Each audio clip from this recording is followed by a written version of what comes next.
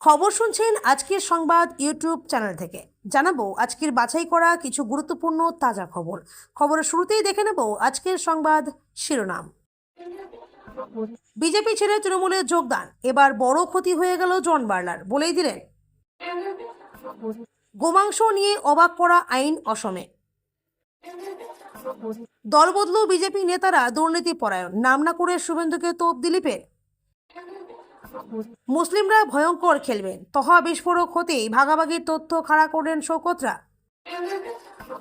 Police তোলা তুললে কি হবে, পরিষ্কার জানিয়ে দিলেন সিপি। ইরানের কোন হুমকিতে ভারত ভীত, দিল্লিতে জরুরি বৈঠক। কতটা সুস্থ অভিজিৎ গঙ্গোপাধ্যায়, দিল্লি থেকে কি আপডেট আসছে। 1 জুন থেকে বদলে যাচ্ছে প্যান কার্ডের এই নিয়ম, সরকারের এই নির্দেশ না জানলে ভুগতে হবে।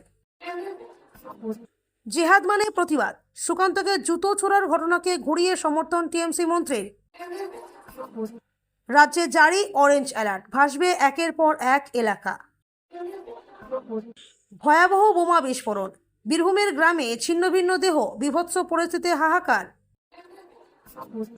গোঘাটে বিজেপি নেতার রহস্য মৃত্যু, হাত বাঁধা দেহ উদ্ধার বারান্দায়। অমিত শাহের বড় সিদ্ধান্ত, সিন্ধু নদের জলের ওপর এবার ভারতের নিয়ন্ত্রণ, জল পাবে না পাকিস্তান। মুনিরের স্ক্রিপ্টে কাঁপছে বাংলাদেশ, তালেবানের ঝড় এবার ঢাকার দিকে, ঘটাতে চলেছে ব্যাপক ধ্বংসযজ্ঞ। 3 দিক থেকে ভারতকে ঘিরে ফেলার চীনের পরিকল্পনা, 2 কট্টর শত্রুকে এক ছাতার নিচে আনলো বেজিং, দিল্লির জন্য অশনি সংকেত। বিধানসভা ভোটে মুসলিমরা ভয়ঙ্কর খেলা খেলবে, তহা সিদ্দিকি। তৃণমূলের দাপুটে নেতার বাড়িতে বিধ্বংসী আগুন, তুমুল কাণ্ডে তোলপাড়। দীঘার জগন্নাথ মন্দিরের প্রসাদ বিলিতে খরচ 42 কোটি, বিজেপির অভিযোগে ধুন্ধুমার। বিজেপিতে যোগ দেওয়ার কয়েকটি দিন কাটতে না কাটতেই শুক্রবার সন্ধ্যায় আবার তৃণমূলে ফিরে এলেন সুরজিৎ মজুমদার। মানুষ আপনাকে ঢপবাজ বলছে, ঘাটার মাস্টার প্ল্যান নিয়ে দেবকে তীব্র কটাক্ষ বিজেপি এমএলএ শীতল কপাটের। যৌনকর্মীদের নিয়ে বিতর্কিত মন্তব্য সুকান্তর, ক্ষমা প্রার্থনার দাবি শশী পাঁজার। না তাড়ালে আমি যাচ্ছি না, নিজেই নিজের মুখে লিউকোপ্লাস্ট লাগালেন হুমায়ুন। 1 জুন থেকে বদলে যাচ্ছে ব্যাংকের সব নিয়ম, জানিয়ে দেব। সবচেয়ে শেষ পর্যন্ত এই মারাত্মক ক্ষেপণাস্ত্রটি নিক্ষেপ করবে ইরান, আমেরিকা পর্যন্ত তোলপাড় হবে।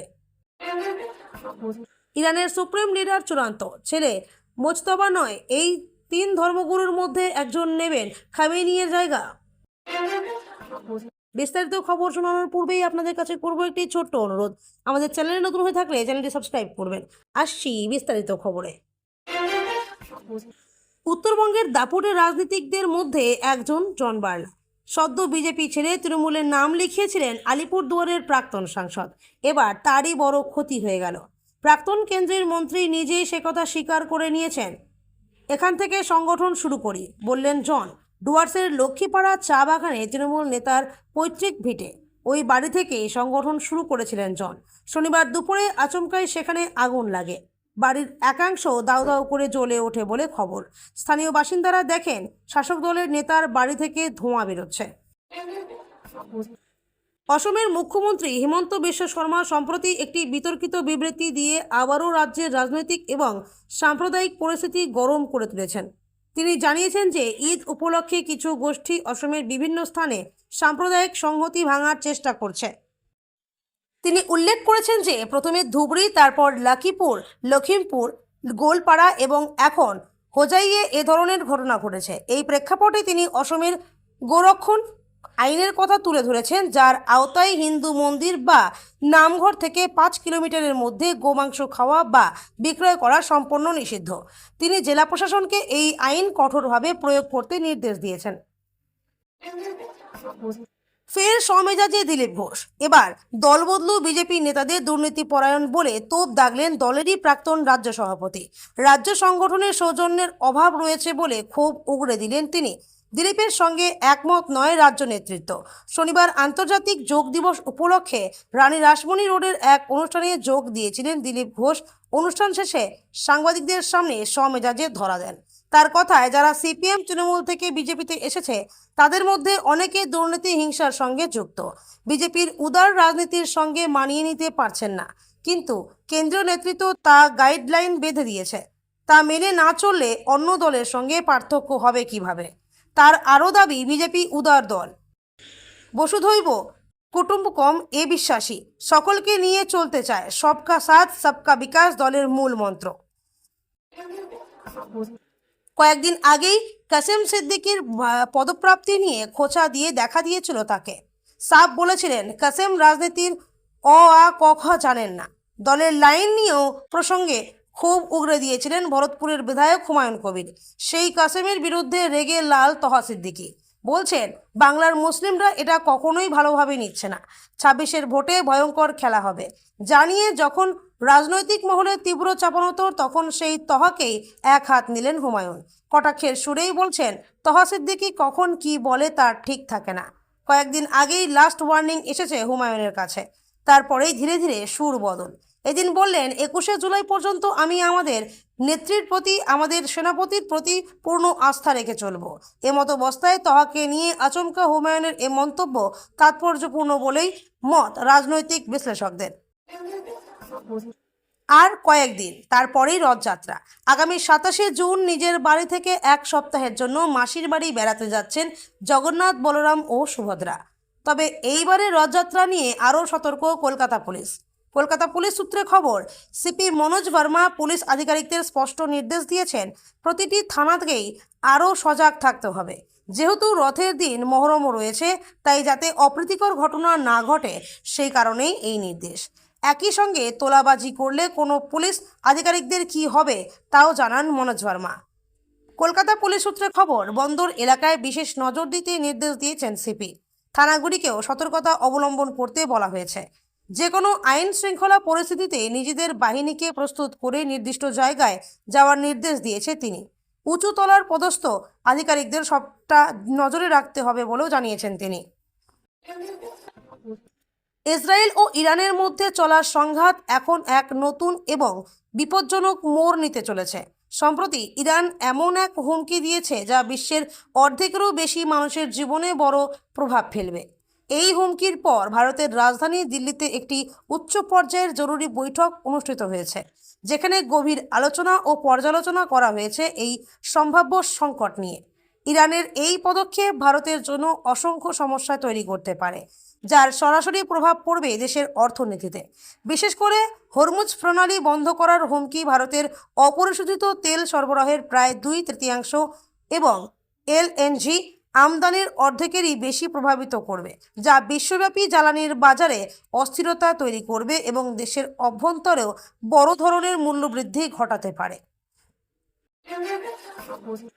প্যানক্রিয়াস বা অগ্নাশয়ের জটিল সমস্যা নিয়ে হাসপাতালে ভর্তি বিজেপি সাংসদ তথা প্রাক্তন বিচারপতি অভিজিৎ গঙ্গোপাধ্যায়। গত বৃহস্পতিবার তাকে কলকাতা থেকে এয়ার অ্যাম্বুলেন্সে করে নিয়ে যাওয়া হয়েছে দিল্লি এইমসে। কলকাতার বেসরকারি হাসপাতালে মাল্টি অর্গান সাপোর্টে রাখা হয়েছিল তাকে। বর্তমানে সেখানেই চিকিৎসাধীন তিনি। তার হার্টের পরিস্থিতি নিয়েও উদ্বিগ্ন ছিলেন চিকিৎসকরা। সঙ্গে ডায়াবেটিস থাকায় শারীরিক অবস্থা আরও জটিল হয়েছে অভিজিতের। পরিবারের সম্মতি থাকায় তাকে এইমসে স্থানান্তরিত করা হয়েছে। 1 জুলাই থেকে নতুন নিয়ম চালু। আবশ্যিক আধার কার্ড, প্যান কার্ড সংক্রান্ত একটি গুরুত্বপূর্ণ পরিবর্তন আনতে চলেছে ভারত সরকার। 1 জুলাই 2025 থেকে নতুন নিয়ম অনুযায়ী প্যান কার্ডের জন্য আবেদন করতে গেলে আধার কার্ড থাকা বাধ্যতামূলক। সরকারের এই সিদ্ধান্ত কর ব্যবস্থাকে আরও শক্তিশালী করা এবং জালিয়াতি রোধ করার উদ্দেশ্যে নেওয়া হয়েছে। নতুন নিয়ম কি বলছে? যাদের এখনও আধার কার্ড নেই তাদের দ্রুত আধার কার্ড তৈরি করাতে হবে, না হলে তারা প্যান কার্ডের জন্য আবেদন করতে পারবেন না। সরকার মনে করছে এই নিয়ম চালুর ফলে ট্যাক্স ফাঁকি রোধে সহায়তা হবে এবং করদাতাদের পরিচয় নির্ধারণ আরও নির্ভুলভাবে করা যাবে। পুরনো প্যান কার্ডেও আধার সংযুক্তি আবশ্যক, শুধু নতুন আবেদনকারীদেরই নয়। যে সকল নাগরিকের ইতিমধ্যেই প্যান কার্ড রয়েছে তাদেরকেও 31শে ডিসেম্বর 2025-এর মধ্যে আধার কার্ডের সঙ্গে প্যান কার্ড লিঙ্ক করাতে হবে। এই সময়সীমার মধ্যে যদি আধার লিঙ্ক না করা হয় তবে 2026 সালের 1 জানুয়ারি থেকে সেই প্যান কার্ড নিষ্ক্রিয় হয়ে যাবে।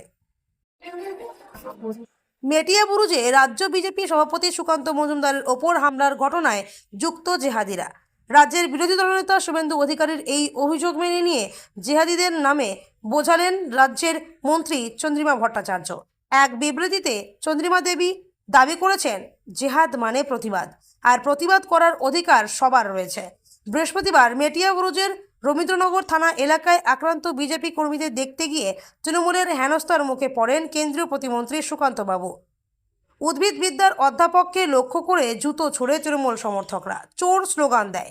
সুকান্তবাবুর ওপর হামলা নিয়ে প্রতিক্রিয়া দিতে গিয়ে রাজ্যের বিরোধী দলনেতা শুভেন্দু অধিকারী বলেন, আমার ওপর 3বার হামলা হয়েছে, সুকান্তবাবুর ওপর 2বার হলো। আসলে ওই লোকটা পুরো জিহাদিদের হাতে চলে গিয়েছে, আর তাদের সঙ্গে রয়েছে পুলিশ।